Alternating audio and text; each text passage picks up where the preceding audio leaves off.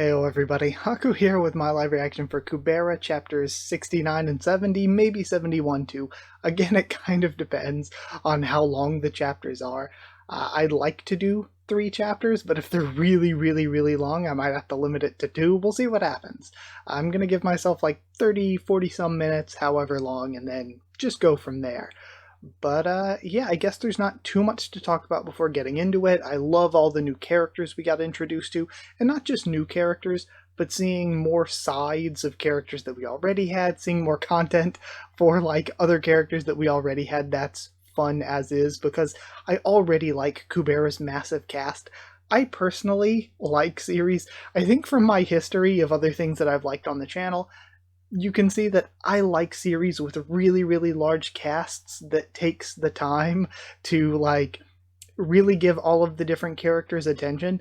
And so something like Kubera is kind of right up my alley. I really enjoy how we have so many characters going on, but also like Kubera is probably even the most unfocused on one character of anything that I've read, because we really do spend so much, even if you're taking Lise as the main character. I know everybody says that everyone in the prologue is technically a main character. Like, we spend so much time away from Lise and so much time on all of these other characters that, it's really nice. It's really nice having an ensemble cast like that. So I guess that's all to mention from last chapter. And also from the comments, people said, hey, sometimes the translation might be a little bit iffy on, like... Actually, before I get into that, I want to say that for the reviews, to schedule this out, so I wanted to do reactions for Kubera every Monday, and then just do the reviews whenever they were done. But something that I kind of feel like I'm running into is that I spend so much time like, I need to do Kubera, need to do ORV, need to do Tower of God and all this other stuff. And I feel like, again, once I finally get my new computer here, I feel like once that happens, then I'll have a little bit more time. But there are so many other series that I've put on hiatus, so many other series that I'm kind of letting the fans of them down to focus on like Kubera and ORV and stuff, that I need to do some of that too. So I'm like, when am I have pages and pages of notes. When am I gonna have time to make these reviews? I'm thinking that maybe every once in a while I need to not really take a week off, but instead of doing a reaction on that Monday, maybe do a review instead. So I don't know. Again, we'll see how things go. If I have a bunch of time, I'll just do both. But if not, then maybe I won't do it in the middle of an arc. Maybe I'll wait until this arc is done and then do a review, and then read the next one and then do another review. Because it seems like the arcs are pretty well split, where when you end one, we're jumping to another set of characters and what that set of characters is doing. So after this arc, I might do a long review, because like I said, it is pages and pages of notes. So it is, I can't imagine how I'm going to try to shove it into less than maybe even an hour. I would have to really expedite it. There's a lot. So maybe I'll do reviews and stuff between arcs. But either way, what I was going to say, people in the comments were saying things like the translation might be iffy on things like the character's gender or anything. Like, I think they said Hura should be gender neutral here, so if they use various pronouns, just know that it's just the translation throwing a bunch of things out. And I just want to say that when you get stuff like this, because you're probably going to get it for Kubera, you're going to get it for Tower of God, if any of you read that or go to read it after this because it's something else that I cover or anything like that, if you ever want to get into it. Something else is that sometimes pronouns are just going to be messed up in things translated from Korean, because, and excuse me before I get in a long rant, I really love like studying linguistics and linguistic history and other languages and stuff just as a hobby. Different languages have varying degrees of how gendered they are, because like if you're talking a Romance language, you're going to have gendered words and you have to use like articles, and other words that are related to that word are going to have to be like matching gender and everything, so you have to think of all of that.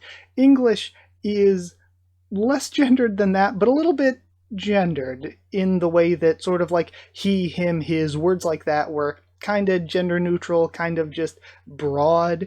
But then words like she and her and hers and stuff like that started catching on. And as those words caught on and they were used like in a feminine context, splitting like, how you refer to women away from men, like that of course made things like him and his become less gender neutral and more specifically masculine. And then of course we have things where you can like, so they and their is something where I'm from, it is just fairly normal. I think people have been in my comments all the time where it's like, you know that this character is a man or a woman, why do you say they? And I'm just like, I don't know. Where I'm from, it's very normal if you don't know somebody that well or anything. They, or even if you do, sometimes I feel like they is just a normal way to refer to just a person in general, in a general sense. But hey, so it's like they has kind of stepped in to take this gender neutral position. And I don't know why translators don't just stick with they when they don't know. A lot of times they'll just throw in he or she or guess, and I'm just like, if you don't know, there's no harm in just saying they until we do know. But what you run into when translating from Korean is that I'm gonna compare Korean a lot to Japanese here because I know a lot more Japanese. They're different languages, but they're more alike to each other than either of them are to English. And both of them are really, really gender neutral. Unless you're being really specific with your words, it's very often hard to imply gender from Korean, for example.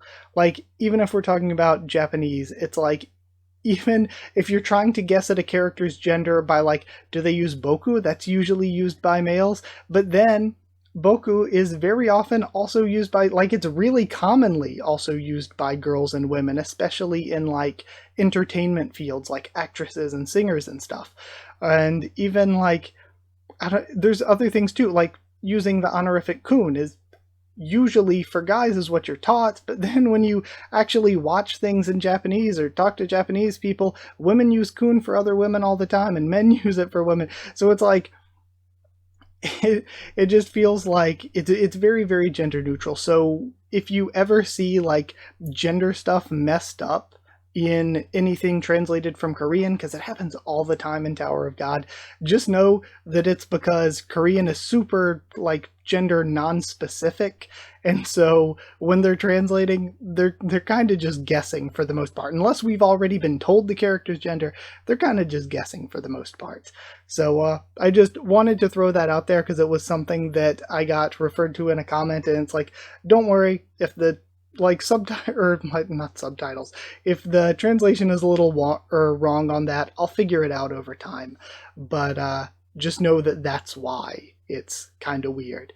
But either way, let's finally get into reading. And I hope that wasn't too long of a rant, but I don't know. I like talking about these things. But either way, let's start reading episode 69. It was really loud outside of the temple, but it's so quiet in here. Well, even if they open up the temple to the public, the better buildings are only for the priestess. Where is the priestess? She should most likely be near the closed space stone, so we should park around and then crash. What the hell? You should at least learn to drive well if you have such a crappy car. That wasn't me. They both look back. Oh, and that's I love the cut from Tower of God with the high detailed shoes to the little cute stubby like low detail shoe of Kubera. I'm assuming Sagara from the color scheme. I wasn't sure if I could jump this far, but it worked. It's true that an old eagle is better than a young crow. I can still do this even when I'm weakened.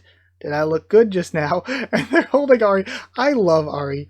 Ari has just been this random joke character, kind of, but is already sort of working his way up my favorites. Whatever. It doesn't matter if you don't want to talk. You're gonna die soon anyways. A transcendental skill. Hey, stop her while I calculate, says Heidi. Okay, Hoti Brahma. And then she gets mime-boxed. Just completely mime-boxed. Bhavati Asvins. And the transcendental skill dissipates. Transcendental skill seal, huh? How annoying. But do you think that's enough to stop me? You worthless human beings. So I wonder, there's always the talk about which parts of, like, they've talked before about which parts are untransformable for the Shura. Like, there's Gantarva's eye, I think, or Morana has his skin, I think it was, because of his feathers and stuff, right? So is her untranslated or her untransformable part, is it the little leaf thingies, or are those just decorations, or is it her tongue because she always has a purple tongue? Or are they gonna say it's the eyes because she has snake-like eyes? In which case, that's like, I feel like human characters could even pass for looking like that. So I feel like hers is one of the most human of the human forms we've seen. Then again, I guess, you could bring up Gunharva. Gunharva is really, really human. Just cover an eye and you're good. Chapter 69, The Night It Rained Fire 6. And then she's stomping through. It looks like she breaks the windshield. What the? You're faster than you look. What a shame. I was gonna crush this thing. And again, the stubby little foot. It's so cute. Hold on, Irie. Hey, just a sec. We can't run off by ourselves. Just run off. Irie carrying her and ditching Ari. My student is still in the car. We have a bang. And Sagata's chasing them down. Ah, she's still after us. Don't just run. Teleport or something. What happened to the teacher who was worrying about her student just now? If we just disappear from here, she may go for Ari again. Oh my, you usually treat her like trash, but now you're all worried. I'm sure the reason you volunteered to look after the shop today was so that he could rest, right? It's too bad that you're too old to be a Nuna to Ari, or even an aunt. And Nuna's a title which boys call older girls. And then the complete slam as she turns. I love so much Kubera's little, like, chibi art style and the comedy. It's so good. Where did they run off to? Damn complicated temple. It's gonna take me all night if I go after that staff. Let's see. I heard that the priestess is the only proper fire magician in the city. Then maybe it would be best for me to look for the priestess rather than the staff. The priestess will only stay in one spot, so she'll be easier to find. Yeah, that's a better plan. It's not like I'm in a rush or anything, but there isn't any reason for me to waste my time playing hide-and-seek with humans. Alright, and then Lorraine's peeking around the corner. That's weird. She's leaving. I thought she was after the staff. Was I wrong? She's peeking around the corner while still on Irie's back. She's gone. Then get off and toss down. You can run on your feet. And I love how all of the characters, in order to do this kind of chibi art style, you have to give them, like, unique features that can stand out. How, like, you can still tell who the characters are just by giving, Lorraine, like, the color in the glasses, and then Irie the color in the hair loopies. And then you can run on your own feet now. Why don't you go on a diet or something? Why don't you go on a diet or something? You're too heavy. You're so mean. You even used Kubera. How could I be heavy for you? Well, whatever. Who the hell was that girl? Was she a half? Was she? What do you mean, was she? You're a AA rank creation magician. A half shouldn't be able to smash a wall you made with creation magic. Then she must not be a half. Then, what could she be if she's not a half? A high-level Shura in human form. But Shuras can't speak, and she was definitely talking. I feel like Shuras can speak. Well, I guess it depends on the Shura. Because I feel like we've seen high-level Shuras that can speak quite normally, but we've also seen high-level Shuras that don't seem like they can. So, I guess it depends on who. It's not like all Shuras can't talk. Gnostica-level Shuras may be able to talk. A Gnostica in the human realm. I think that it's more convincing to say that your spell was so weak it was broken by a half. From now on, I'll call you the AA who lost to a half. Then you're the A+ who ran from a half. That was because I was busy. I didn't have time to fight. I also need to save my daily usage of magic and vigor. Alright, okay. If you know that we're busy, we should get going. But will Ari be okay?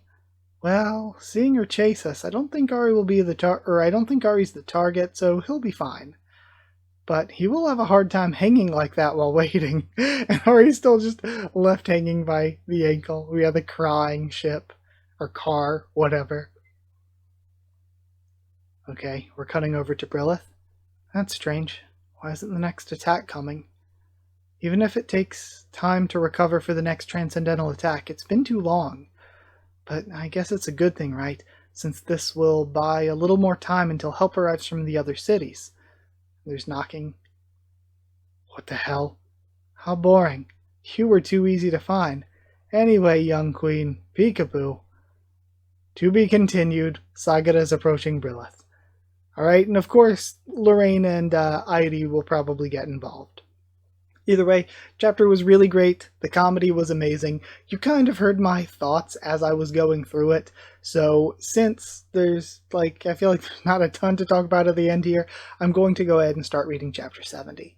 Okay, starting with 70, how much further do we have to go to get to Atera? We're halfway there. Okay, this is probably, I was just double checking to make sure things were recording all right. This is probably Gintarva and Shess? I think Shess was their name? I'm just trying to get all the new names down. Huda is easy. There were the two that had, oh man, now I'm forgetting them. They had really similar names. I think they had CH in their names. I'll have to take a bit to get those down. But yeah, either way. So this is a very, very cool looking full Shura form. That's really awesome. If it weren't for that employee who said he couldn't give us raw meat, we could have left sooner. Anyway, did you end up losing your earrings? Who cares if I don't have them? Oh, I'm dumb, it's not. It's Agwen and Kasak. Okay, because to think that it would be Gintarva and Shess, I was like, wow, Shess has a surprisingly really awesome form. I wasn't expecting this cool dragon, but I'm pleasantly surprised. But no, it's Agwen and Kasak. Okay, who cares? Okay, and asking about the earrings given to Yuta then. Huh? Well, if people see you like this, or it may be inconvenient when you sleep, why would you worry about me? Maybe you're just giving excuses when it's you who's not comfortable being with me in this form. I know that when I have my earrings on, you proceed to treat me however you want. Yes, I'm sure that must be much more comfortable for you. I'm sorry. No, I wasn't saying that for an apology. I was just... And then she's trembling. Man. Okay, their relationship is very cool, because it's kind of deep and tragic because of everything that happened, but, we'll continue. Chapter 70, The Night It Rained Fire 7. How can you be like this? Even if all this was not done by your will, Dad, you can at least shed some tears of sorrow. How can you just stand there without showing any feelings? Dad, did you even love Mom at all? Of course I did. Although it's not the case now. What? Princess? Can you stop sulking, I'm assuming, and help me find my earrings? I dropped them somewhere around here when I was rampaging. Your earrings are more important than Mom being dead? What the hell are you doing? I thought you wanted me to cry. I can only cry when I transform into nice Mr. Kasak with those earrings. What is that? Do you mean, if you don't have your earrings, I, your daughter, also mean nothing to you as well? Okay, this might be interesting because of the, emotional resonance or whatever. It might actually be, without the earrings to help suppress the Shura powers and let him be more human, he may... I guess we don't know how much it affects. Because he's half, right? I guess we don't know how much it affects halves. Unless I'm remembering incorrectly. I'm sorry if I am. There's a lot to get down. But maybe, I don't know if halves are also affected by the emotional resonance or whatever, but if they are, maybe because of whoever the king is, he really can't feel certain things without suppressing that. Correct. Maybe this is just the way the king of that tribe is, and so he will just be very logical and emotionless and straightforward if under the effect of that. Do you want to know why I call you princess? I do it to remind myself that you are my daughter, because if I don't do at least that, I might end up abandoning you. How could you say that? You're so mean, Dad. And then, I didn't lose the earrings. I lent it to someone, so it will be back in my hands soon, Princess. Really? That's a relief. By the way, can we get there any faster? The letter said that it was urgent. For being a bit late, the city could have taken a lot of damage. We can go faster, but it's going to take up too much vigor, and I might end up falling asleep as soon as we arrive because of the hunger. I heard that there are a lot of Shuras around Atera. Really? Then there's no reason for us to take our time. We will arrive at Atera from here. And then he takes off. Or actually, he isn't taking off. There's a crack forming. I wonder if this is a skill. I never saw this skill before. A skill that lets him maybe move quickly through space. You may want to put your head down. You might get eaten if you don't lower your head. Okay. So, I was going to say, is it like space compression or teleportation or something, but since he's saying you might get eaten, is it like he's tearing a hole into another realm and using that other realm because of the way that it's set up in order to faster, similar to, this is going to be a weird comparison, sort of how, I don't know if how this is how it works in Minecraft anymore because I haven't played in a long time, but sort of how you used to at least be able to, because the Nether is smaller coordinate wise when compared to the overworld, you could make shortcuts by traveling through the Nether, almost like that, where he's traveling through a smaller space in order to get somewhere quicker in the larger space. Ah, so boring, and we're back to Hura. Why isn't Sagara sending us any messages yet? Is she crawling there or something? There's a flash. Whoa, what's that light? That's the signal, which means Sagara's with the priestess. Now it's Marana's turn to break the closed space. Since the priestess might die, the last attack he did was only enough to make a hole big enough for Sagara to get in, but I'm sure his attack will break the whole thing this time. Alright, Marana. Transforming. Okay. Taking all this in. Oh no. What is this? Or maybe he isn't... I thought he had to transform to do the attack, but maybe he's destroying it without. Or maybe it just doesn't matter, so Kurigum's not showing it either way. Oh no. What's this terrifying attack? I almost collapsed by blocking just one attack. Wow, you blocked it. You're stronger than I thought. But what a pity. The last attack was just a tester. And since you managed to block it, the next will be even stronger. What's going on? She looks like a half, but she's talking as if she knows the Shuri who's attacking the closed space. No, I should ignore and focus on maintaining the closed space. She won't get through the window anyway. Ko, you're going to keep trying? Tut. You aren't going to last long anyway. Why don't you just give up? You're wasting your vigor. I promise that I'll let you live. Is it because of your pride? Do as you please. It's not like it matters to me if you use up all your vigor or anything. And then we see the red sky. Yeah, the second attack. The closed space is all cracked. It looks like it's going to blow into pieces soon, right? You look exhausted. I told you to give it up. Or how about it? If you just take your hand off the closed space... And then she notices the blood. What the... Using your vigor shouldn't make you bleed. Are you sick or something? As long as the priestess Brilith remains unharmed, the god Agni will not answer to any summons. Oh. And so now Sagara is like, the priestess is hurt, this is bad news. Damn it, take your hand off the closed space stone. And I'm sorry, Mom. She stays protecting it. I'm gonna go one more, because I feel like I can. Yeah, I can totally do one more. Let's go one more. This is very, very good. Like, again, all of the character stuff is just so well handled. And again, we've been focusing on this character stuff here. And even with our focus on this character stuff here, we still had time to just throw over to Agwen and Kasak and really get more into their relationship and even give us a flashback and everything. But either way, all that aside, let's go to, what are we at, 71? We start chapter 71 with what happens when the lifespan of the summoner is all used up. How do they die? They die of old age. And this is, I'm thinking, probably a Brilith and her mother flashback maybe? But I haven't gotten, oh no, Agni. But I haven't gotten any older. It's not the appearance that grows older, it's the inside. Your appearance may look fine, but you You grow weak internally in strength and health. I see. That's a relief. If my appearance doesn't change, that means I can die without making others worry about me. So again, this could be a death chapter. Brilith could die of old age here. And again, old age on the inside. Chapter 71, The Night It Rained Fire, 8. And then the attack is clashing with the barrier. That thing just doesn't break through, just doesn't break even though it looks like it's... Okay, that thing just doesn't break even though it looks as if it's about to break. This was the third attack, and it's still holding up. Maybe Marna's transcendental skill isn't as strong as we thought. His attacks are strong enough to break the closed space for sure.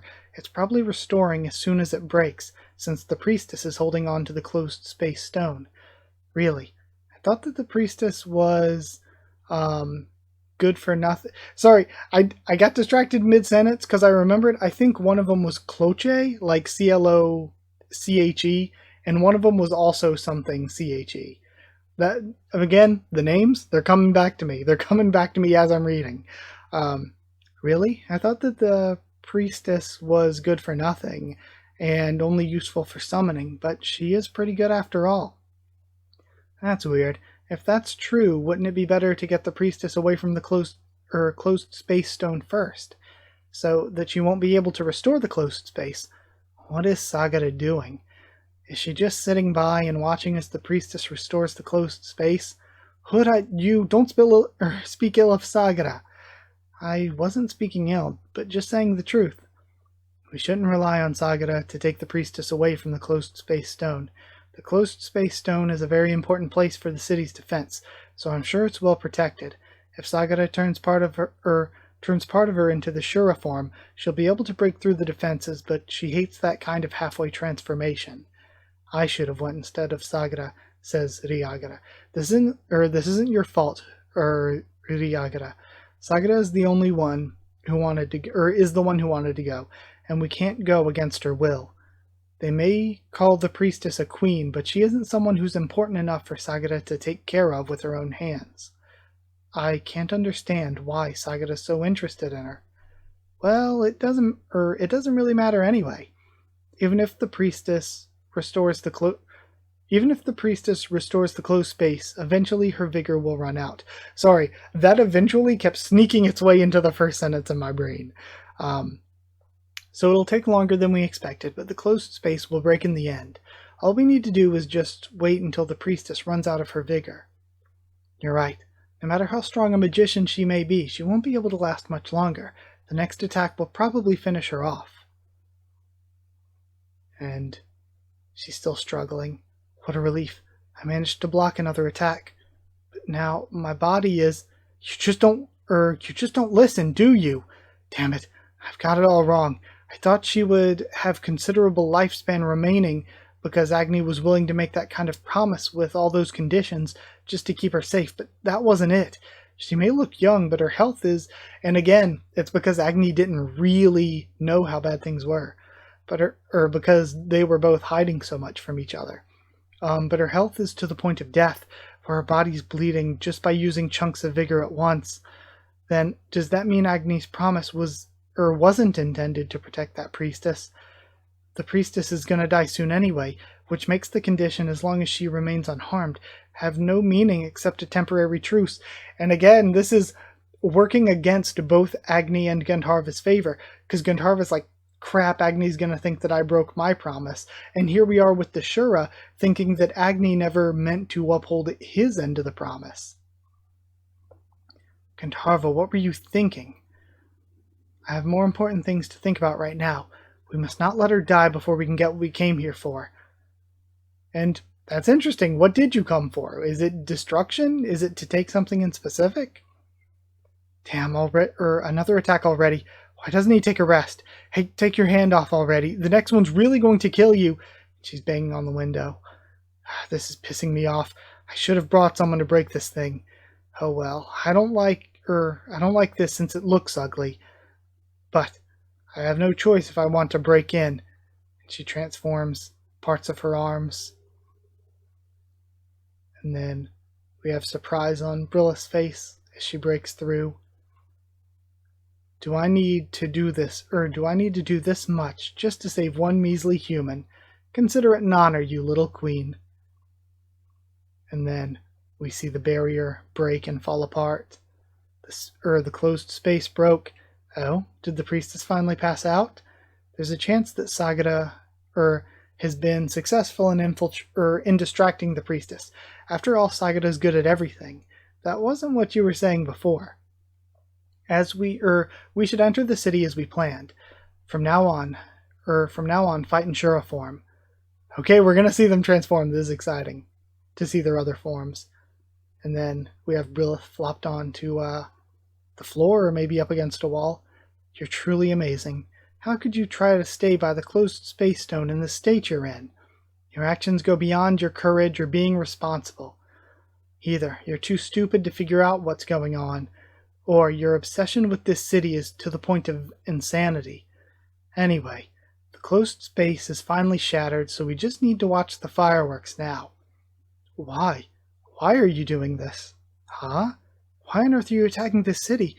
What do you gain from its destruction? You're a high-level Shura, not a half. It can't be true, but you may even be a Gnostica, but even with all of that being the truth, I just don't understand why you're attacking the city. Isn't it better for you to eat just one Shura rather than hundreds of humans? You're bold, even in a situation like this. You're right. Shuras are much better than humans, and as for me, I don't even need to eat anything. Then why? There's someone I need to kill. What? There's a human I need to kill in this city, but there are too many people here. I don't have the time to look one by one for that person, nor the reason to be so considerate, so getting rid of the whole city is the easiest way. One person? Who is that?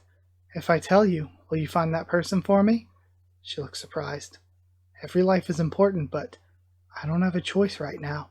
Give me a clue to find that person. Well, the attack during the 10th month was also a part of our search for that human. Attacking your city wasn't a part of the original plan. In other words, our target is an outsider who entered the city just before the attack on the 10th month. And then, thinking back to Asha and Lee's. It's highly unlikely for that person to have left the city because we've been guarding the boundaries. We even kept a lookout in the faraway surrounding areas just in case the target tried to teleport away. The target has to be inside the city, since humans can't teleport beyond that point for sure. The reason for there being a sudden increase of Shuras after the 10th month was to watch the humans leaving the city. Well, if the only clue is being an outsider, it's going to take some time finding that person. Why should I wait? Then, do you at least know that person's name? If they pass through the checkpoint, I can find that person easily with just a name. Well, I do know that person's real name, but that name is the name of a god, so that person has to be using an alias, which makes it not easy to find. The name of a god? Yes. I'll tell you just in case, since you may know that person. That human's name is Kubera. And then, what's with the face? You seem to know something, but at the same time, you seem to not know anything. Well, it doesn't matter if you don't say anything.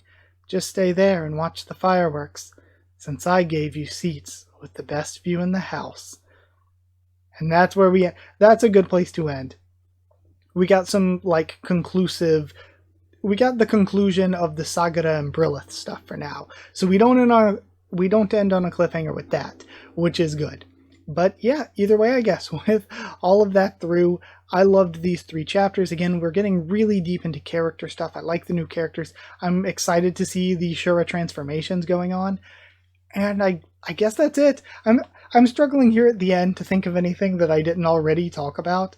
So yeah, just know that I really enjoyed it. Lorraine and Heidi are still doing something. I figured they would have maybe shown up by now while Sakura was trying to bang on the glass, but we'll see what happens with that.